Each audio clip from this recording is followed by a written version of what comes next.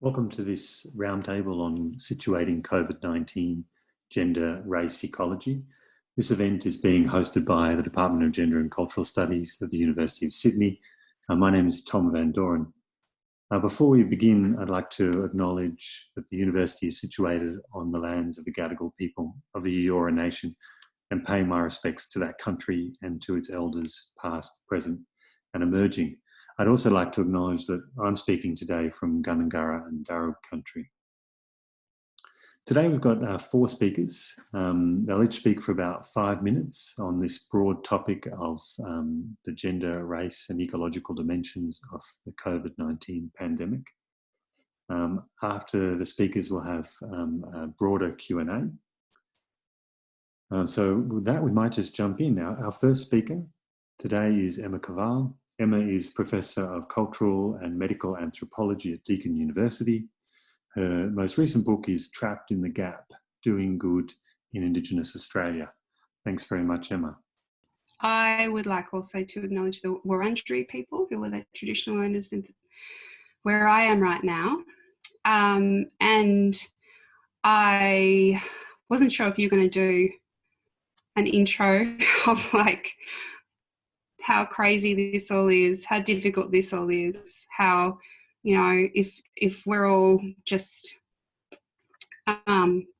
conscious and awake and allowed to and able to construct a sentence, we're doing really well right now, and that many of us will be worried about specific people or ourselves or just their community or their city or the world in general.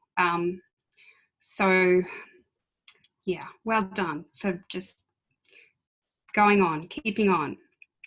And I have really very brief thoughts. It's a very strange thing to do, to try and do, fast scholarship as opposed to slow scholarship and just think on your feet.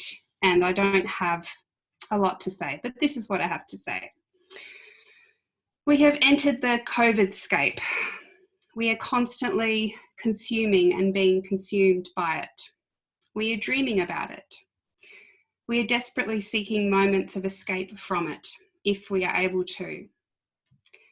Although we know the air is clearer now, it feels heavier. The home, for those that have a home, has become an enclosure. The microbial world demands our constant attention. An invisible threat made visible only when it is too late, when hospitals are overflowing. The COVID-scape slows things down. Uplifting viral videos, so very racialised and classed, tell us to embrace the simple things and take up hobbies. But COVID also speeds things up. The 24-hour news cycle is now a 2-hour news cycle. A month seems like years. Demographic measures escalate from panic weddings, accelerated separations, and of course, increased death rates. All the while, the enduring inequalities etched into our social fabric dig in deeper.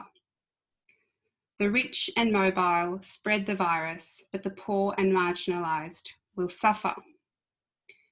The homeless who cannot shelter in place, workers risking exposure so we can continue to get groceries, regional and remote residents who have little to no healthcare in the best of times, especially Aboriginal and Torres Strait Islander people, and the news of 5 health workers in the Kimberley testing positive is absolutely terrifying.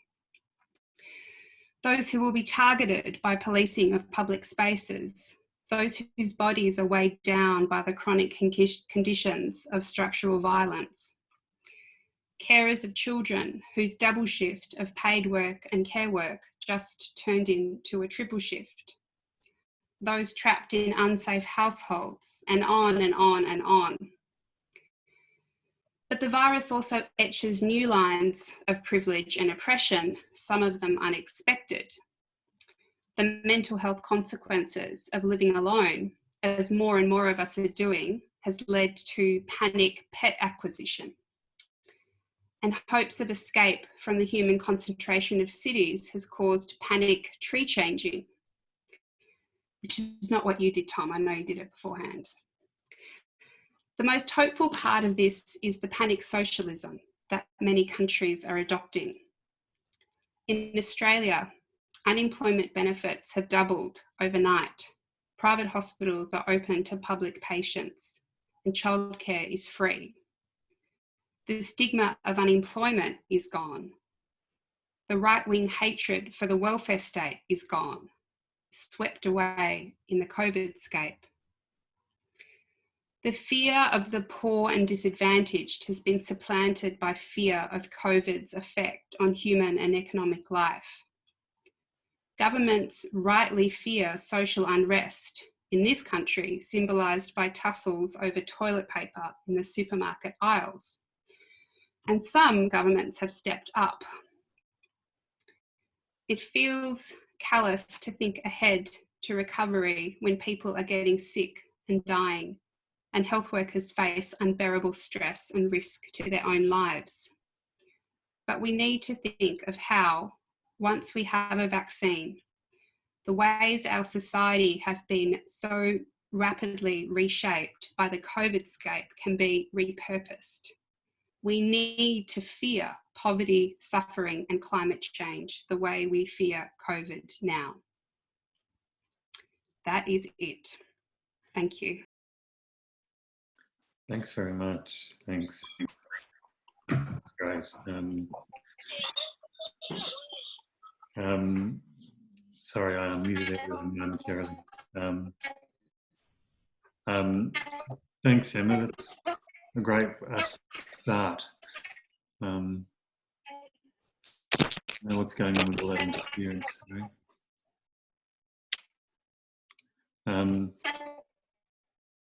Okay. Yeah, thank you, Emma. Sorry, I was trying to manage the technology. It's too much.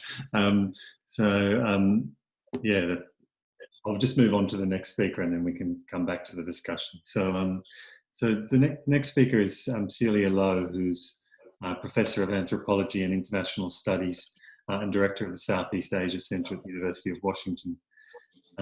She's the author of a beautiful book called Wild Profusion, but I guess more pertinently even than that for our current conversation, she's currently completing work on a monograph on the H5N1 avian influenza outbreak. So over to you, Celia. Thank you, Tom. And I want to say what a lovely rumination that was, Emma. I really appreciated it. So can you still see me? Because I've just blocked out everything with my little yeah, we can. Word document. You can still see me, okay? Okay, so thanks, Tom, for getting us going. It's really nice to be, have a chance to present here with Emma and Warwick and Sara, but also thank you to our audience. And I want to say before I begin that I'm in Seattle, Washington, and apologize for my sort of US-centered approach, but I also bring in Indonesia here. So here we go. So because I'm studying and I'm still writing about the H5N1 avian influenza in Indonesia, I want to start with the metaphor I used in 2010 to describe that outbreak. The viral cloud, which was a cloud of viral particles, uncertain ontologies, multiplying narratives, and apocalyptic dreams that spread from mainland Southeast Asia to Indonesia, first in 2003. At that time, many Indonesians deemed the massive intervention into Indonesia by the apparatuses of global health as an incursion on Indonesian sovereignty. In fact, they called it viral sovereignty, which is a term coined by Indonesia's Minister of Health at the time, Dr. Siti Fadila Supari. Dr. Supari is known for suggesting the possibility that H5N1 was created at Los Alamos National Laboratory to help the United States achieve its imperialist ambitions in Indonesia by destroying Indonesia, presumably leaving the United States untouched. The global health community claimed in response that Indonesia's refusal to participate in some of the key activities of pandemic preparedness at the time put all of humanity at risk. So both sides of the debate expressed paranoia, resentment, and mistrust as their different ideas of security came into play in that outbreak. So it's interesting to compare what was going on then, almost 15 years ago, with COVID-19. While from what I can see from here, there's not a large international response to coronavirus in Indonesia, the global north is focused upon its own outbreak scenarios. The kinds of paranoia that were expressed by international health officials about Indonesian capacities and the threat that the supposed Indonesian undercapacity once presented have been recently directed towards China. A similar mutually resonating suspicion arose as the Chinese Ministry of Foreign Affairs speculated that the coronavirus was released in China by the US military, while President Trump, in retaliation, began to call it the Chinese virus, unleashing a dangerous wave of anti-Chinese racism in the United States. In Indonesia, on the other hand, Indonesians are currently arguing that Dr. Supari, who was imprisoned after the H5N1 outbreak for profiting off of pandemic preparedness requisitions, should be released from jail. The logic, which is a bit hard to follow, is that she was correct all along about international malintent and prescient about the way the US and others will profit off of developing a coronavirus vaccine. In a fascinating reversal then, after pushing H5N1 pandemic preparedness on Indonesia and other countries around the world, pulling their scientists away from important malaria and dengue research and asking them to spend their scarce health dollars stockpiling Tamiflu, the United States was totally unprepared for the coronavirus.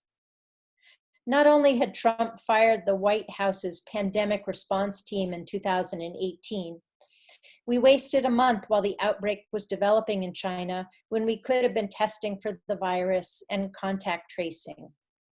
The Center for Disease Control sent out defective test kits, and we learned that many of the respirators in the National Pandemic Preparedness stockpile don't even work, amongst so many other failures to prepare for the well-advertised predicted pandemic. The United States has become the nation that lacks first world capacity then. In another reversal, the paranoid and unscientific speculation that used to position Indonesia as unsophisticated during the H5N1 outbreak has emerged in the United States as a common response to any expert knowledge.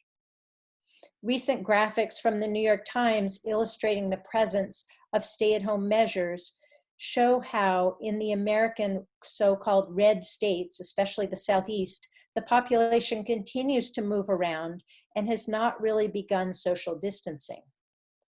This was encouraged not only by Fox News and other conservative and conspiracy-oriented outlets, but by the leader of this country. The left paranoids, on the other hand, have been convinced that COVID-19 was released from a BLS-4 research facility in Wuhan. They imagine it could not possibly have made a leap to humans on its own and describe a mixed multi-species genome as evidence for its unnatural origin. Lest we think that the United States was once prepared and only recently has lost its edge, the global health intervention to prevent an H5N1 outbreak emphasized cladistics, scenario reenactments, hand washing, and stamping out outbreaks, but it did not suggest intervening in the profit centers of industrial agribusiness that are the context of viral pathogenesis. So we have been content to produce virulent influenzas as long as we were prepared for them. Now, within the COVID-19 viral cloud, we are waiting for some definitive news on the multi-species pathways via which the coronavirus emerged within human populations. As Rob Wallace writes, what successfully evolves and spreads depends on the matrix of barriers and opportunities a given society presents its circulating pathogens. This is the story we have to come together to tell now. Thank you. Great, thanks so much, Celia. I think everyone would be clapping, but another odd aspect of this format. Thank you so much. All right, we'll move on to our third speaker, who's Warwick Anderson, who's the Janet Dora Hine Professor of Politics, Governance and Ethics in the Department of History and the leader of the Politics, Governance and Ethics theme within the Charles Perkins Centre at the University of Sydney. He is the author with Ian R. McKay of Intolerant Bodies, A Short History of Autoimmunity. Over to you, Warwick. Thanks very much, Tom. Thanks for bringing us together. Recently, both Jean-Luc Nancy and Slavoj Žižek has said that this virus, this epidemic, is not only separating us, but it's also creating new forms of solidarity. And I think this is a good example of that. And thanks, Celia and Emma, for such wonderful presentations to start with. So let me begin by quoting a distinguished medical scientist, Simon Flexner. Soon after the 1918 influenza pandemic, he observed wryly that each generation receives its particular impression of epidemic disease, and how true that is. So the current pandemic has caused me to reflect on how models and metaphors of configuration and contamination are shaping our epidemic narratives. Of course, this is a reference to Charles Rosenberg's critical study of the history of epidemics. It's an example of filial piety as well, since Rosenberg was my PhD advisor a long time ago. But Rosenberg, as many of you know, will know, distinguishes models predicated on fears of contamination. In this case, it's a simple transmission of the virus from person to person, with contact and proximity cast as risk factors. He distinguishes these contamination models from epidemics envisaged as configurations. And that might mean recognition of the ecological and indeed multi-species dimensions of the epidemic, or the sociological and cultural dimensions of an epidemic. So it's a distinction between mere microbe hunting and seeing disease emergence in terms of environment and society. Now, another way of looking at configurational impulses is to see them as part of a search for complexity in epidemiology, that is, in the study of patterns of disease. In the 20th century, this mostly took two forms, this search for complexity. One was social medicine, and the other has been called disease ecology. Social medicine derived from German pathologist Rudolf Virchow's mid-19th century studies of disease emergence. And this is long before germ theories had any credibility. But Virchow's model of social medicine more generally connects disease emergence and its prevalence, the prevalence of disease, to socioeconomic disadvantage and marginalisation. So it's a sort of political economy of health. Many of you will know the work of Paul Farmer, who sees himself as continuing this legacy in social medicine. Disease ecology developed mostly after the 1918 influenza pandemic, which had revealed the deficiencies in simple contamination models, the explanatory failure of mere microbe hunting. The influenza pandemic came upon the world and nobody knew why or how, and they felt that their current understanding of disease transmission, as just simply person to person, in the case of a virus like influenza, was inadequate. It didn't work. And this is where Flexner came in and said we have to have a more complex epidemiology.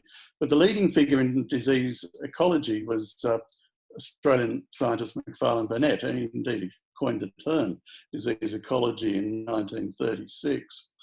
And this particular mode of inquiry can be traced back earlier to veterinary pathology and tropical medicine, indeed even in the 1890s, particularly the work of Theobald Smith, who was a veterinary pathologist in the US, and Ronald Ross, the great expert on tropical medicine. And what they were doing was they were talking, in effect, about multi-species assemblages and their relationship of these multi-species assemblages. Not a term they use, but that's what we might see in their language, here in their language. And they were looking at these multi-species assemblages in relation to human disease.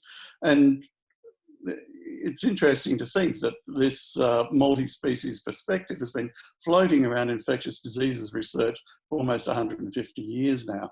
And one might even say, rather provocatively, in front of Tom, that it could be seen as redundant. But we might get to that later. Most disease ecologists are interested in the interactions of parasites, that is, microbes, and hosts, macrobes, though they try to account for the effects of the physical environment as well. So it's a spillover of ecological and evolutionary thinking into microbiology. How does this relate to COVID-19, you may be asking? Well, it strikes me that the initial explanation of disease emergence in Wuhan relied heavily on disease ecology. But as person-to-person spread has taken over, we've resorted more and more to a facile contamination narrative on a global scale. That is a model lacking not only ecological framing, but also, and I think more significantly, any social, political, or cultural complexity. And maybe these sort of simplistic models are what we need at this stage. Maybe they're what will work. But when the epidemic passes, we'll need to find a more complex and realistic explanation, if only to be better prepared next time. I could say more about the recent reduction of the beach. This is in Australia, so it won't perhaps mean much to Celia, but the recent reduction of the beach to nothing but a place of contamination, shorn of any other ecological or sociological meaning. And I think that's particularly revealing, but I'll leave that for later if you're interested.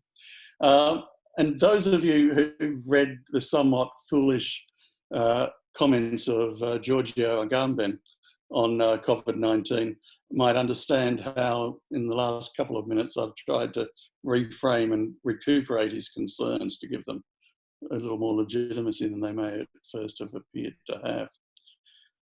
Finally, I just want to mention that the current pandemic has made me want to study the history of epidemic intelligence, as it was called. It dates from the 1950s, a creature of the Cold War, really, and disease modelling, which is a much more recent enterprise. Most, but not all, most disease modelling has come out of disease ecology. So it can be good at providing a naturalistic, multi-species explanation of pathogen emergence and distribution. But like disease ecology, it has no concepts of sociality and culture, which it makes up for by resorting to simplistic contamination models. These are the models of social life and culture that are being used by contemporary disease modelers. Simplistic contamination models. So contrary to Bruno Latour's disappointing recent observations, the problem is not that we are fixated on human sociality and that we are still, as he says, lamentably caught up in the biopolitical, as he sees it. Rather, I'd say that the social and cultural inputs to our models are insufficiently complex and nuanced. Another way of saying this is that we're still invested in a false nature-culture divide, only we've ignored or discarded the bits that we've purified as culture and just substituted, as I say, a very simplistic contamination model. And so I think this is actually where gender and cultural studies may have something to offer. I'll leave it at that. Great. Thank you so much, Warwick. That's great. I feel like we should sort of all unmute and clap for a moment before we have a quick discussion for our three speakers. I don't think Sarah's arrived yet. I'll just do a quick search. No, so just thank you.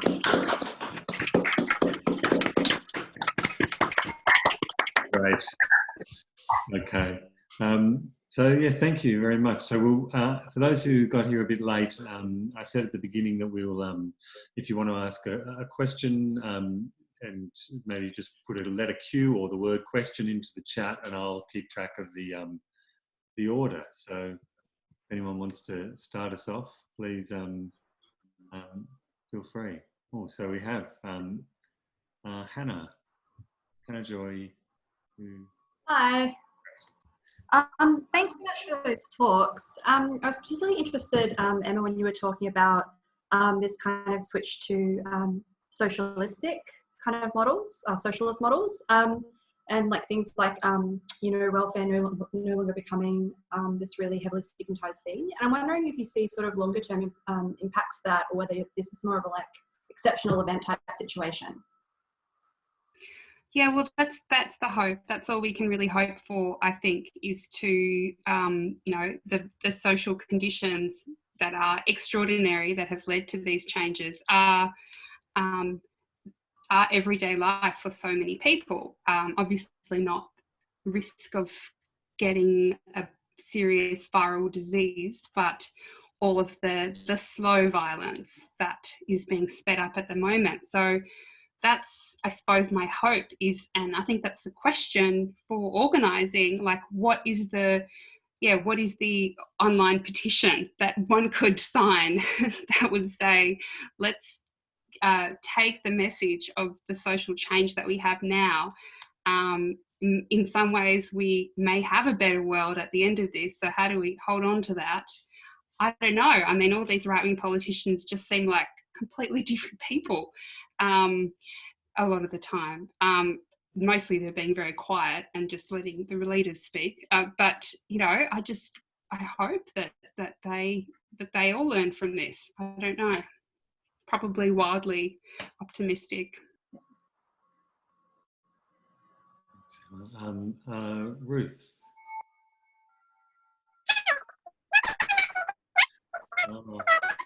Ruth, your audio is not working again.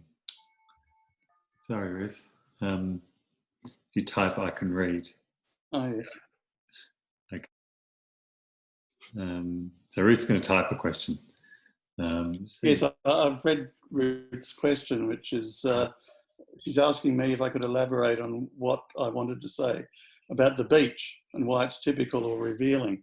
Well, it was stimulated by the remark of one of the state chief health officers to me, is saying that at some point somebody should write about the panic over the beach, contamination on the beach, because there is no scientific evidence that people congregating on a large beach, leaving a metre or two between them, between the different households, couples, and people there by themselves, that will enhance transmission. And there's no evidence that there's ever been any transmission of this virus on the beach.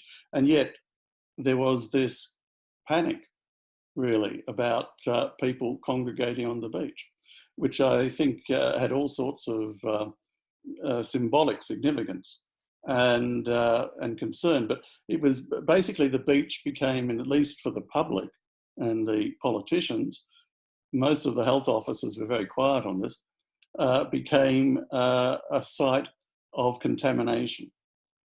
And so everything, the whole ecology of the beach, the sociality of the beach, which is very complex, as many of you know better even than I, that was all obliterated, and all became was a matter of contamination, a space of contamination.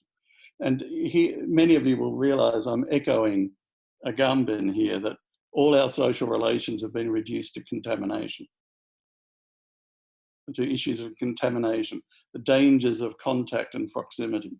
But it had particular import for Australians, I think, because it was the beach, which is so significant in so many other ways.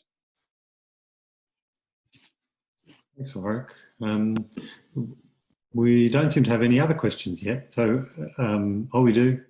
Oh, from Catherine first. I have one too. Okay. Oh, did you? Sorry, Megan, I missed you. So should we go to Catherine and then Megan and then Rosie? Hi, thanks everyone.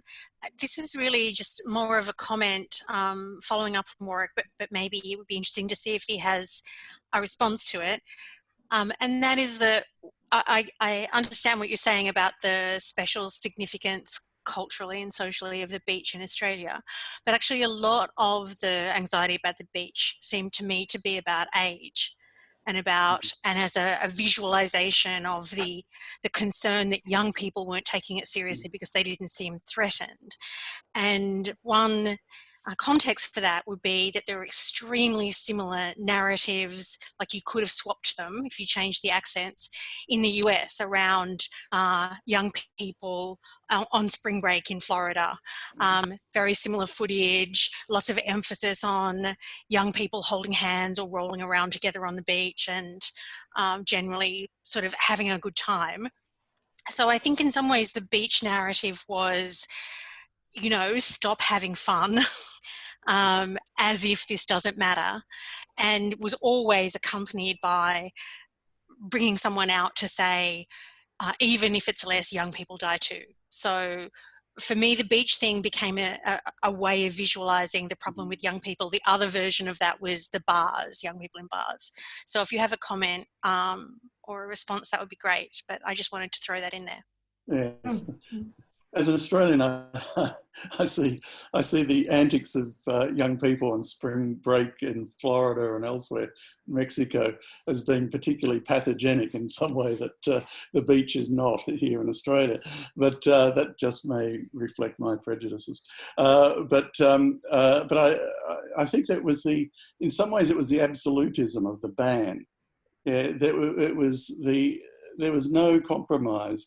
You couldn't say have a certain number of people spread out on the beach. You had to have no one on the beach. And I noticed in the paper today, people were asking, you know, can I walk along the beach if no one else is on the beach?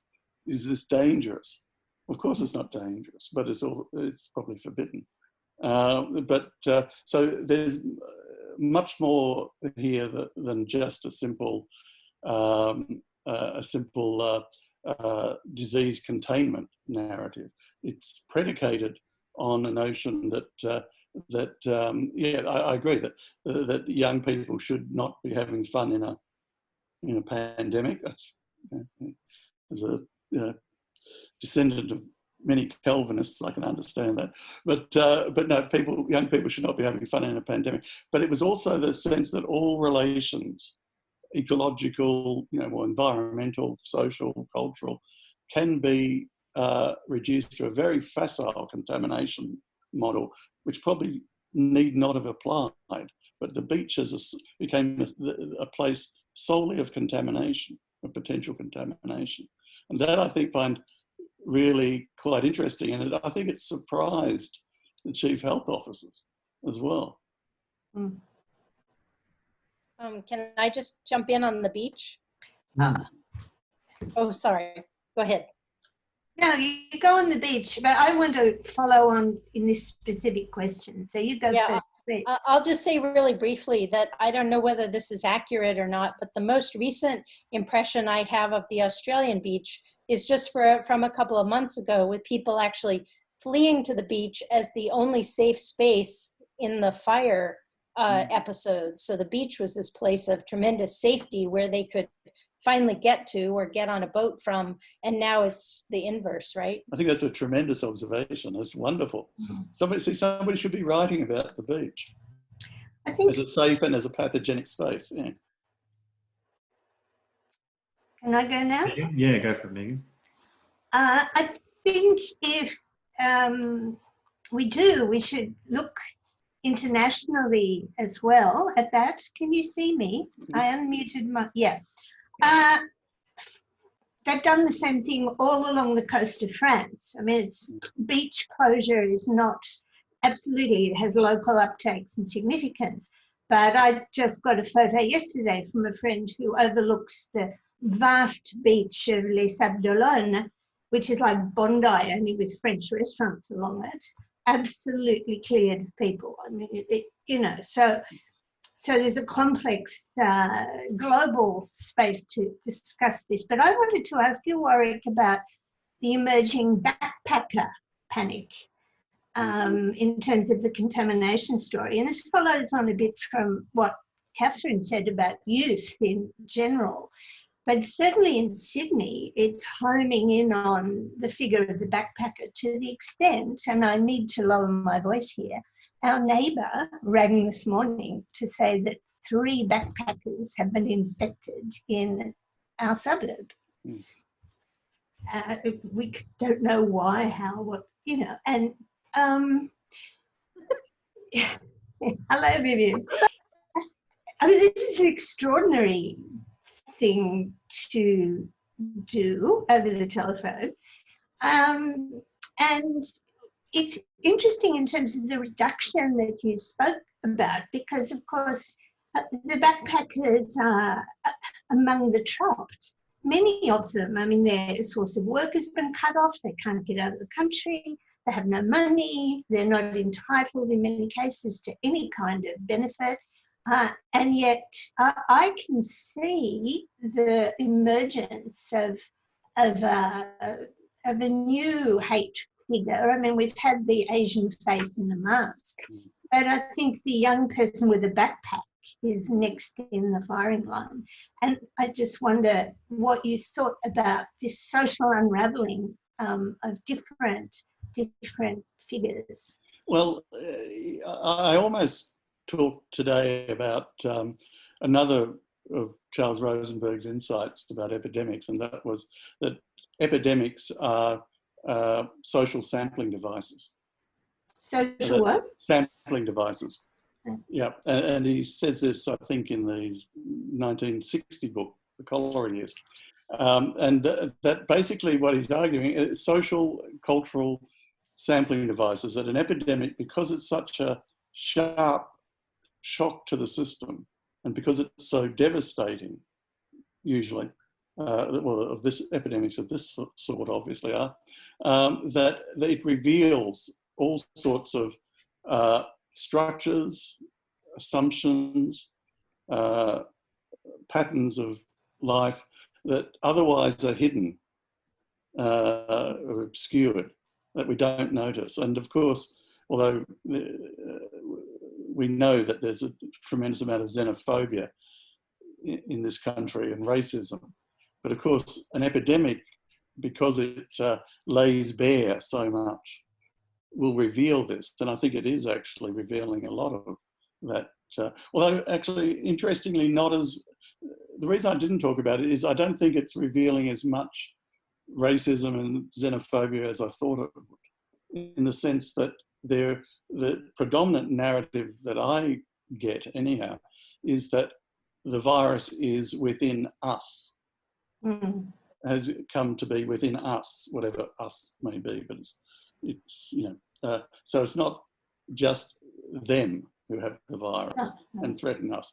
So it's slightly different, which is interesting in itself, if this is revealing something more about our mindsets and cultural assumptions. Sarah has just been able to join us. We did have the time difference issue that we suspected we might have. I'm very sorry about that, Sarah. So maybe what we'll do, because we were technically going to go to 4. I hope we still can. So we've still got another 40 minutes. So maybe if we just hear from Sarah for a few minutes now, and then we can come back to the discussion with the list of people who have already asked to put in a question. So Sarah, if you're there, let's see. Oh, just, oh no. Sarah, Can you hear me now? Ah, yes, yes, great. Great, thank you. I'm so sorry for being late, everyone. I really thought I was on top of all time zones across the world, and it turns out I just can't manage one between Queensland and New South Wales. No worries. Very embarrassed, and I do apologise for missing the wonderful talks of our other guest speakers and missing your questions so far. So I was asked to talk about the gender effects, or thinking about gender in the relationship with COVID outbreak. There's been, I don't know if some of you have been keeping track with it, but this pandemic has been quite unique if we look at the last declared pandemic, H1N1, in terms of the volume of discussion about thinking response to this outbreak from a gender perspective and from a gender lens. And so the way that those conversations are happening, I think, are across 2 or 3 levels. I'm just going to briefly introduce them, and then if you've got any questions, you're more than welcome to, I'd appreciate a follow-up.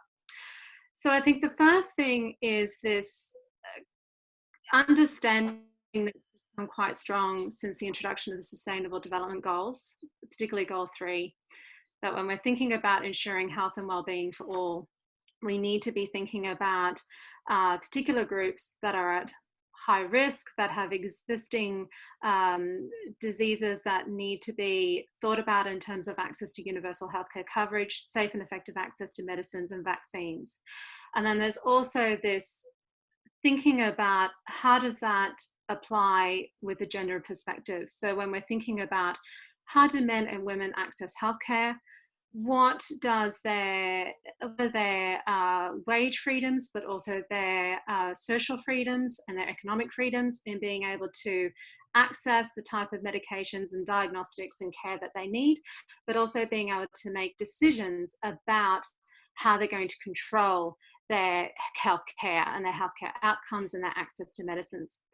In the context of COVID-19, what we're seeing is, I think, 2 levels of response emerging.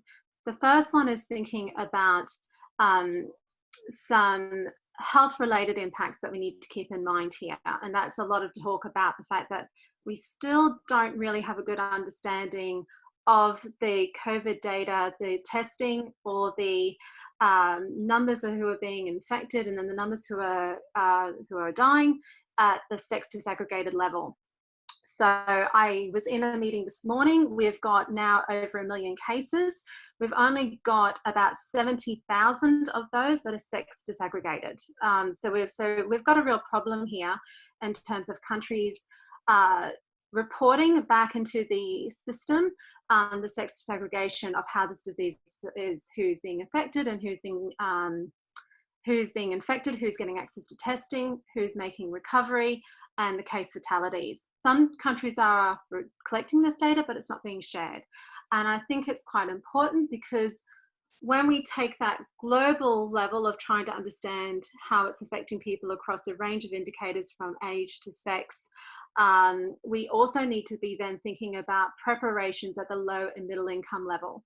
So we're having conversations at the high income level about how it's affecting care decisions within family units, how it's affecting wage, how it's affecting the types of controls that people can exercise in their family around who can self-isolate, who can't, who feels safe in a self-isolation instance and who doesn't, because we need to be thinking as well about individuals who are at high risk of family violence or domestic violence, and what do they do in self-isolation instances. At the low and middle income level, then we need to be thinking then about additional factors that may affect people depending on their position of power, whether it's in gender or whether it's as an ethnic minority or a religious minority. And so the sorts of things that we are then thinking about here then is, how do we see distribution of out-of-pocket expenditure and the types of options that people have in terms of being able to go and get access to testing and be able to receive information through risk communications. So what types of freedoms do they have in terms of what access and what tools, communication tools they can access. We also have in low and middle income situations high volumes now. We've got one of the largest displaced and refugee populations since World War II, and 2/3 of them are women. And the majority of them also have very high care roles, for children and for elderly or disabled family members who may have fled with them. We also know that we have a very high proportion of women in particular who are in what we would call temporary employment or small business employment. And we know that if we track back from H1N1 to the 2 Ebola outbreaks, that if we compare rates of reintroduction back into work after these crises, women's small businesses and women's employment is more affected than men. Girls' access to school is delayed longer than boys.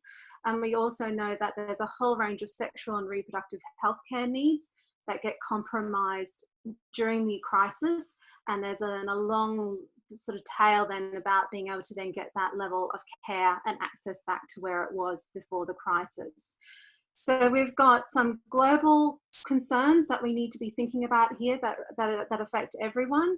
But we've also got some very then specific risks and needs that we need to be thinking about as well in the low and middle income situations where income is more precarious, where you may have bigger differences in terms of public and private health expenditure and access. So out-of-pocket costs for people may be much higher in these locations, and therefore that has a big impact on the choices that they make around how they will access care, and it also has a big impact as well on the choices that they may have available to exercise their access to the type of care that they need during this outbreak. That's 5 minutes. Is that enough, Tom? That's great. Thank you so much, Sarah. That's great to throw that into the conversation as well. And I forgot to introduce you. I'm so sorry. That's all right. Sarah's Group Professor in the Centre for Governance and Public Policy at Griffith University. And I've just started reading your very new book, I guess, or last year, Containing Contagion, The Politics of Disease Outbreaks in Southeast Asia. So thank you. Thanks for joining us. So we'll jump back into the questions, and we're up to Rosie, if you're still with us, Rosie. I am. I typed this to Emma and she's kind of answered it. I was just saying that I really appreciated Emma's phrase of panic socialism, along with her list of other panic things like panic pet acquisition. And I suppose my question was more about whether Emma had any thoughts on how we can actually, I suppose, hold on to that panic momentum and maybe slow it down so that it, so that if we think it's a good thing, so that once, this situation is over or we emerge into whatever is on the other side, if there were good things in that, how do we hold on to it? Yeah, and I didn't have a brilliant answer apart from old-fashioned organising, and I suppose who was going to pay for it, and tax, and I don't know, maybe someone else has got something really inspiring and novel to suggest. I think it'd be great to throw that question open if to the other presenters or to other people, although we do have a couple more people on the question list, but we have a little bit of time, so if anyone else wanted to jump in on that, I think that is a really pressing, important question. Tom, I could say something about that if you wanted to. Great. I don't know who I'm talking to, sorry. It's Chris Healy. Hi, Chris. Yes, please do. You're next on the question list, Chris, so if this segues into your question, that'd be great. Okay, because my question's for Celia, but let me just comment on what Emma said. I mean, I think it's a wonderfully optimistic belief that these might be panic socialist responses, because for me they look much more like panic capitalist responses, because thus far there's not been a single move in Australia, at least, to nationalise any sector of the economy. I mean, for me it demonstrates more the sort of barrenness of the kind of intellectual underpinnings of the right-wing ideologues who run our national government, that they can't actually celebrate the brutality of the market and the clean-out that's going on. Instead, they want to, bail out Virgin, which is a foreign-owned entity, to the tune of $1.4 million. So that's not optimistic account, it seems to be more like, you know, pigs, trouts in snoffs at the pigs, trouts in the trough at the moment. And just a quick comment on the backpacker beach issue that Warwick raised. And the other way to think about that is to be very aware that responses to COVID-19 are highly localized. So, for example, in Victoria, there's not been a panic about backpackers, but a very class-conscious hostility to people who go to Aspen for skiing holidays and then come back and distribute viruses to the wealthy of Portsea and the Bayside suburbs. And similarly, the issue of the beach in Melbourne is inflected by the fact that people like me who want to surf have to travel to surf. So it's less about beaches than it is about travel and the way in which travel then gets articulated to national borders and so on. But my question was for Celia, which, and it is that I really love the way you were looking at that bilateral relationship effectively between the US and or world organizations and Indonesia.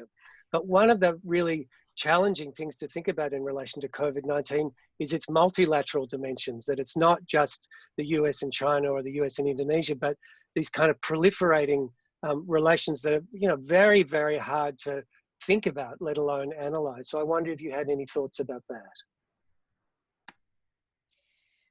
Thank you. I don't have very many thoughts about that other than to simply agree. With the I've taken 10 years of work and condensed it down into the 5-minute talk, so it seemed sort of bilateral. But the international intervention around H5N1 was in no way a United States intervention. It was really a global health on behalf of global health, whoever that represents. So I totally agree with you.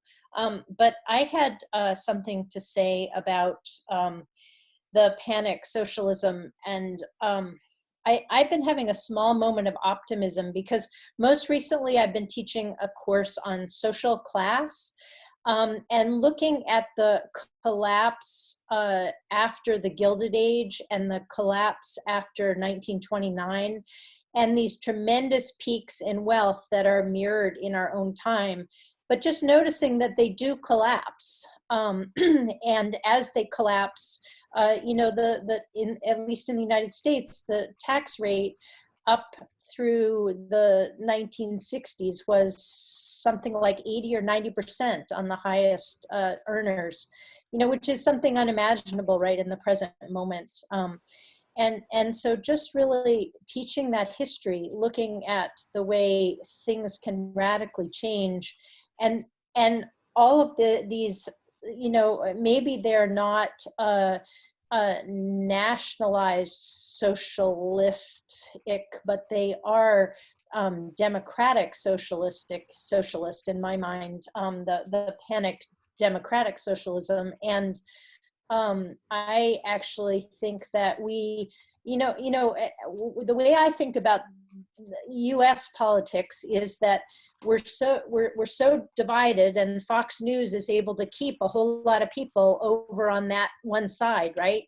And if this pandemic can bring 10% of them over to the panic socialism side, that's the election. So that sets the course of the country. So at least that's the way it is here. So I actually think that we will not be able, personally, looking at the Gilded Age and the Great Depression, I don't actually think we're going to go back from this. I think we're going to see one of those swings in the other direction. So you can you can quote me or shake your finger at me in 5 years when we know the answer, but I'm actually a little bit optimistic. Could I ask a follow-up question for Celia? Yes. That is one thing that struck me is the similarity of the responses to COVID-19, the similarity of the US and Indonesia, and the lack of response, in a sense. And I just wonder why you think that is. I mean, it must be partly an issue of scale, but there's also something about the lack of infrastructure, I guess, and maybe religion being an influence in both countries to the extent that it is. or is it something else? Well, I was just wondering why you think the responses have been similarly bad in both countries. Well, I think there is that, there's, you know, the sense that the sense among some large part of the population that science and expertise has not worked well for them. And it's for those communities, it's not for anybody, but science and expertise, you know, and I would admit that, you know, in many ways it hasn't worked out well for, for, you know, the people who are suffering the most right now. So I think that's something in common, but also, you know, the US infrastructure, I guess, has been destroyed and not rebuilt. Indonesia, you know, so we were supposedly developed, right? And they say you can measure your level of development by your sewage system. And you know, the US has let everything fall apart. And we imagine we don't have the money to put it back together. But the minute this disease appeared on the scene, all of a sudden there's all of this money for infrastructure, for homeless people, for jobless people. All of a sudden we find out the city of Seattle actually can buy hotels and put homeless people in them. So all of these things that we're doing now, we could have always done them, right?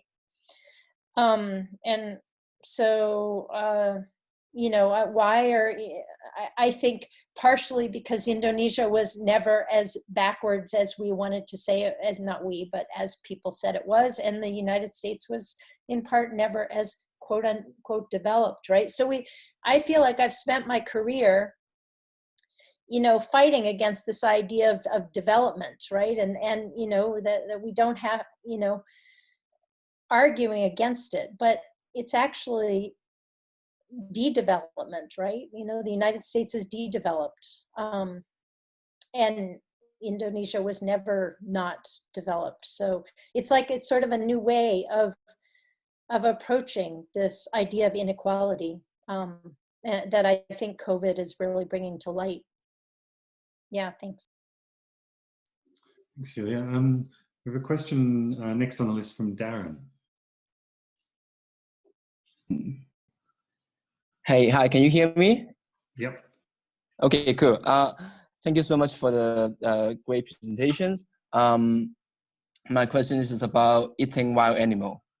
Like now many argue that the COVID-19 virus come from the transmission from the bat to an intermediate and to human. And then it's a result of the eating wild animal habits from China. Meanwhile, the China government banned all wild animal trading from production to consumption to the market in China. Suddenly, it just happened last month. And then I have read a few pieces from ecological leftists from the US. They argue that, they condemn the US model of scale farm in human farm production of animal. And they extend this frame to understand what is happening in China for producing those wild animal for the market. But as far as I know, in China, the breeding of wild animal comes from millions of householders. You know, they operate their family farm and then produce those wild animal. So I think that's a reduction. I mean, that's a reduction for us for that blur our understanding about like how wild animal market or food market is.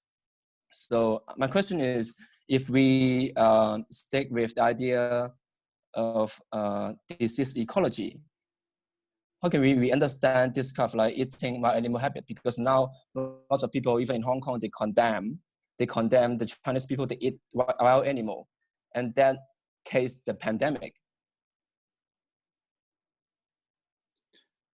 Thanks. Thanks, Darren. Was that for Warwick or for Celia or someone in? Maybe for Warwick. Okay. I'm sure Celia and Tom actually would have more to say too. Yeah, I mean, this is the multi-species, if you like, aspect of this, or the interaction of various animals, including humans and microorganisms. That is well known, of course, in disease ecology. And as I say, for 100 years, people have been studying this long before there was multi-species, this and the other. But they were doing this. And so the early accounts of the emergence of the virus in Wuhan and its early spread were quite ecological in that sense. I mean, one could always do better, but it was involving a number of agents and animals beyond the simply human, as it's become with the change in the transmission. But so that's one. I mean, I think there's a problem with these ecological narratives, though, and that is they tend to simplify social life. Most of these people are biologists, very good biologists, who don't have an understanding of the social, cultural, or any other form of non-biological complexity.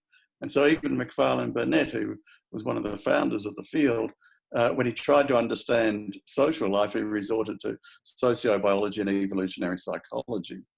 And this is where I think we have a lot to offer in these models, where we could make them more complex. And there's a risk of stereotyping, because our models of social life and culture are so simplistic. There's a risk of stereotyping a whole people, a whole group of people, when the practices are much more complex.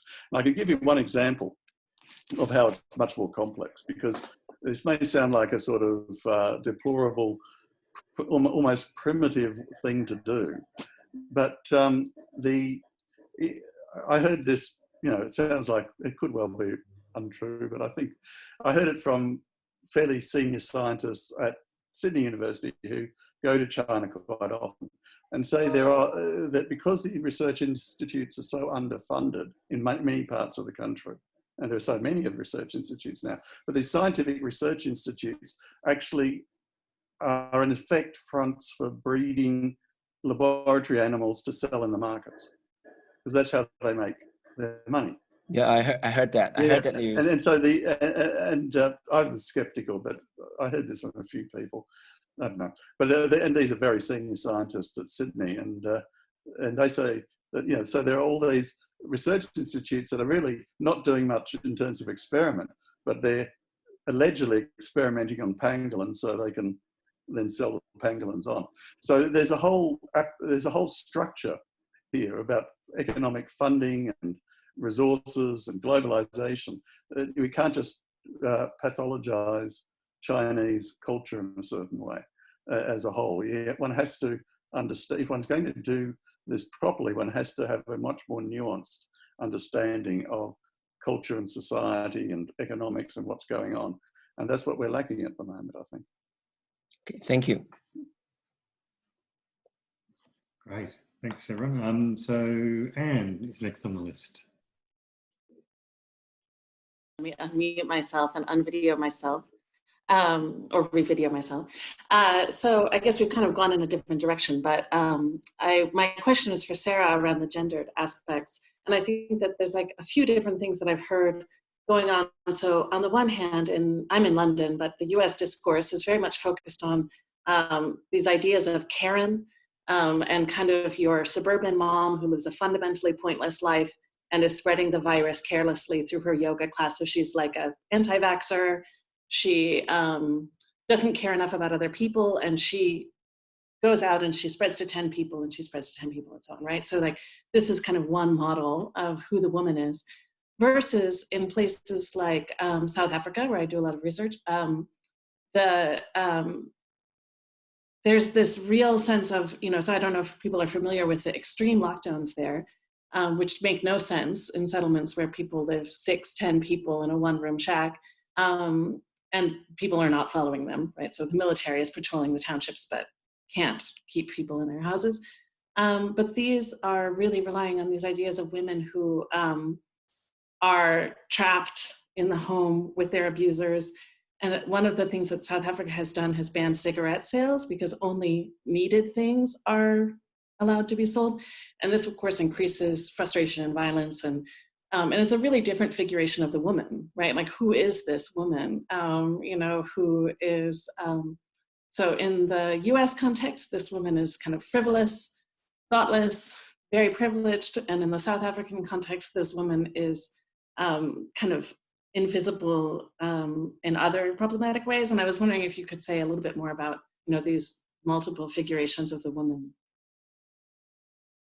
Thanks, Anne, for that. And then I'll add another one as well, where we've seen in some of the outbreaks recently, there's also these representations of women healthcare workers as well, and how they're presented quite differently sometimes in the same country to male healthcare workers.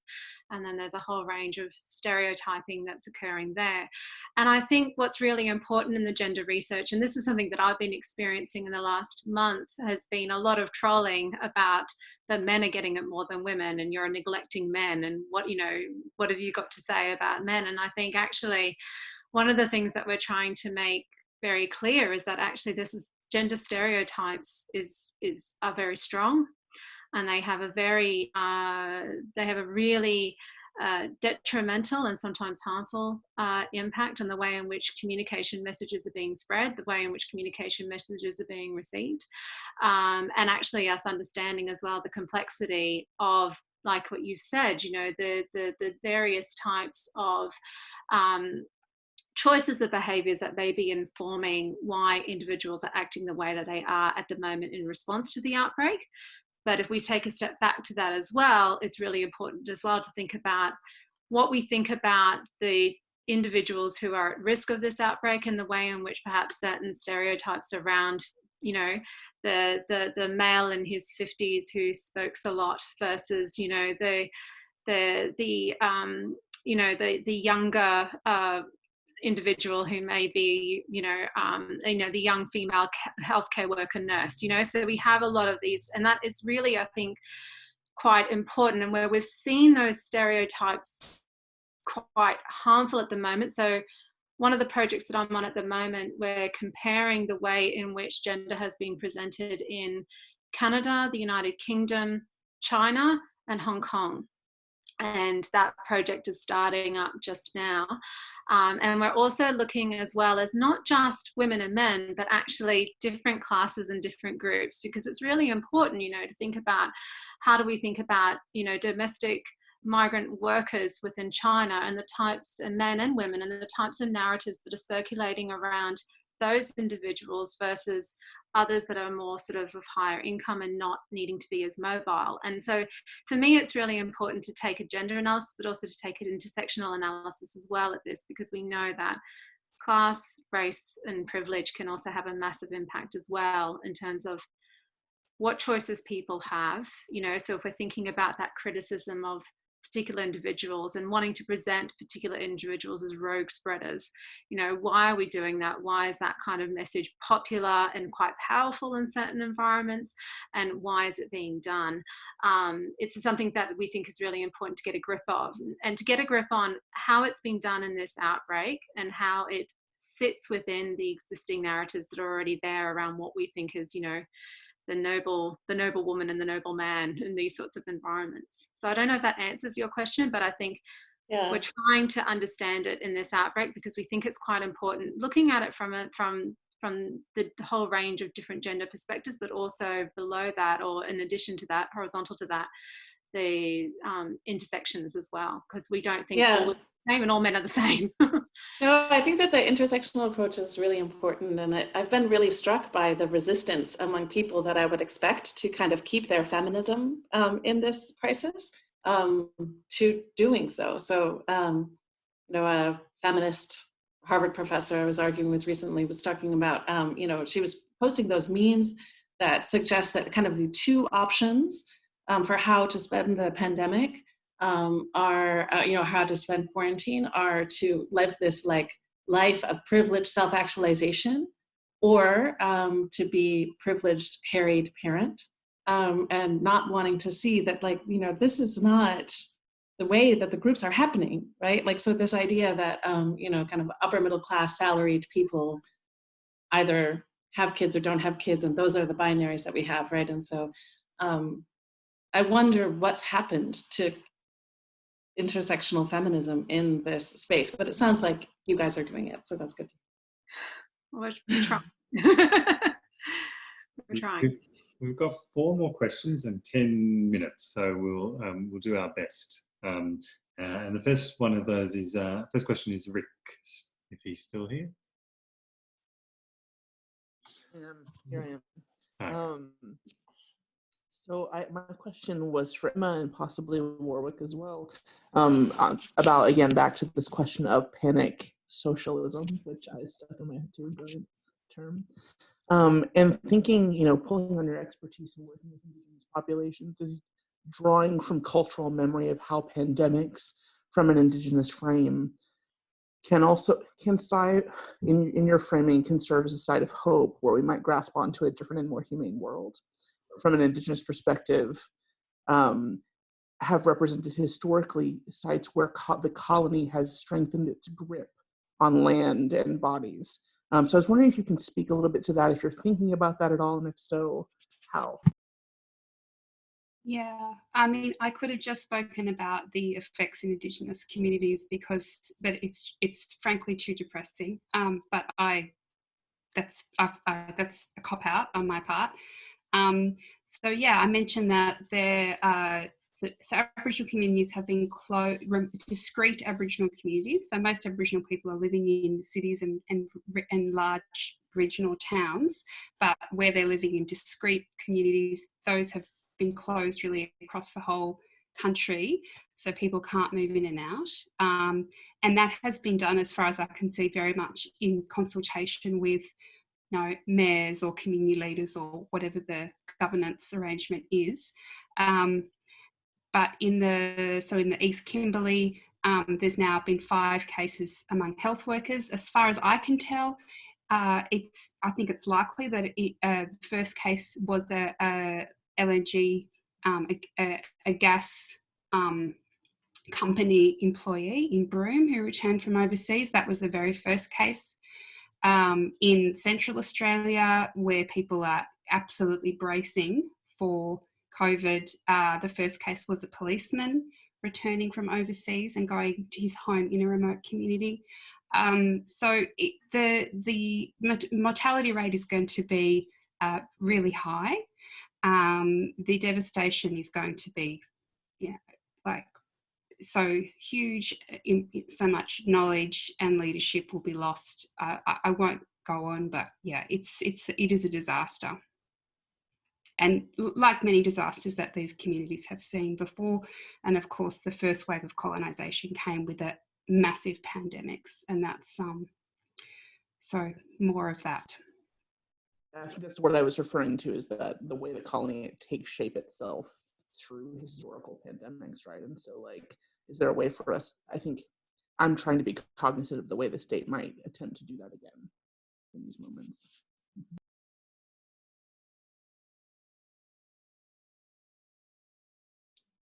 Okay. Question from Elena. Hi there. I'll just quickly turn on my camera and wave at you because I'm in a car. I'm getting Wi-Fi from the neighbor. I'm in the bush. So hi, everybody. I've been wondering about emotional resilience kind of becoming a new paradigm or a new sort of a new issue of privilege, where we see increased efforts in spreading messages of self-care that are often undergirded by notions that hint at maintaining productivity, you know, in the home office. And on the other hand, we have non-academic working class people who are often essential service workers who don't really have a choice but to go out. And you know, like emotional resilience is very much targeted at sort of middle class academics. And I'm wondering about this, and I'm wondering about the gendered implications, you know, basically sort of intersectional gendered implications of this paradigm. Thanks. I mean, question is for basically whoever wants to take it up.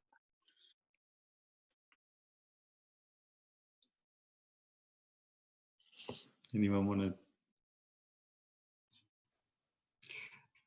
Yeah, well, I no, Emma, you go. I was just going to bitch, because it's a good time to have a bitch about a meeting where I was told that a senior executive member of my university was sent an email to other senior executive members saying, oh, actually, working home's not so bad, and so it's very productive, it's getting a lot done. I'm saying he, it wasn't specified what the gender was, but I would like bet $1 gazillion it was a guy. I'm seeing more of my children. So nice for him. But on the one hand, there is a decriminalisation in a way of working from home, which is a good thing. Like, it's seen as actually it works, it's okay. But yeah, it's absolutely impossible for women looking after children and men who are meant to be working as well. Not to mention all the class aspects and women who can't stay and look after them. I mean, my answer to all of these questions is really it's too soon to tell. I mean, it's very hard to know what it's going to be like even in a couple of weeks.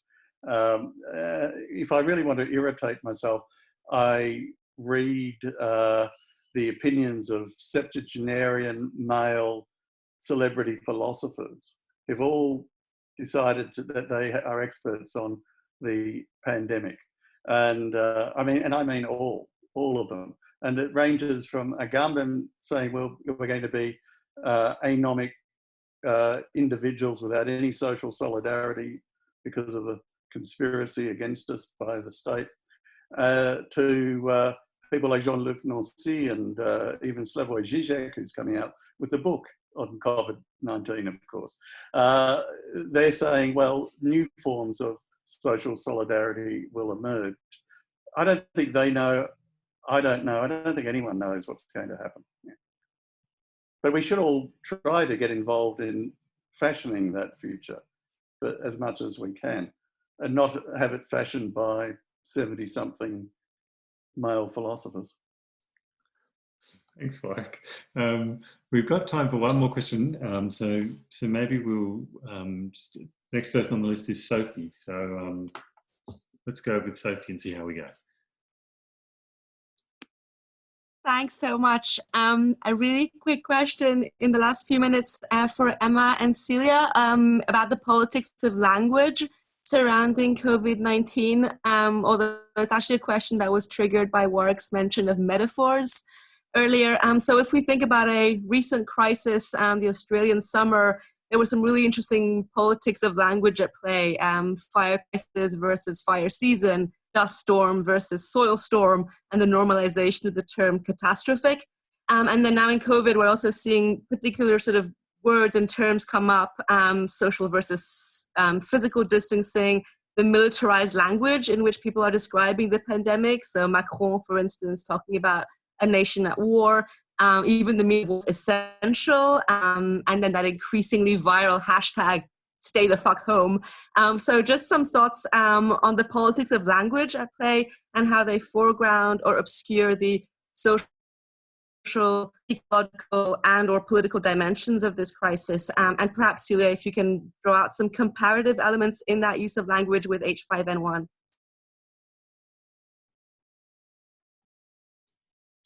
Thanks, Sophie. I don't know that I have comparisons off the top of my head, but I've been noticing around here people really focusing on numbers, and so what a death rate is versus a mortality rate versus there's a whole bunch of terms that you know, and people are trying to figure out what's happening through numbers. Like the numbers have become especially real for telling us what is happening, and I look on my phone every day at the Seattle statistics and notice, you know, 15 more people have died or 100 more people have died or whatever. And but all of these analyses are going around saying that we're not using the right terms for all of these things. So that's just one thing that comes to mind is how we're describing the numbers. Yeah, I think I am too in the midst of it. I mean, the military metaphors are there, and the public health side of me says, yes, we need to be afraid. We need to be home, if at all possible. There's, the language of the Aboriginal information that's going out is like, stay on country, look after your family, and the Maori. In Aotearoa, there's a whole kind of Maori response and a whole website with that, and it's like, don't do a hongi. Yeah, I think it all comes down to social, physical distancing, changing social orders, and putting, in remote communities now, there's houses that have signs on them saying elders are living here, do not enter if you don't live here. There's this story from Balgo about a Tanamai Ark, they're calling it, an outstation that's being renovated to house elders. So, I mean, there's so many rich metaphors, it's hard to know where to start. All right, well, we might have to wrap it up there. I really like to keep things to time, and I think we've had, really productive, wonderful, sad, but uplifting moments also in the conversation. So thank you all so much, especially to our 4 presenters, but to everyone else for coming along, especially those of you in horrible time zones relative to us, of course. Yeah, it was a great conversation. And we will be doing it again next fortnight on a different topic, hearing from our boys studies group. And so more notices about that will follow soon. So yeah, maybe join me in thanking the presenters and everyone for their great questions. Thanks.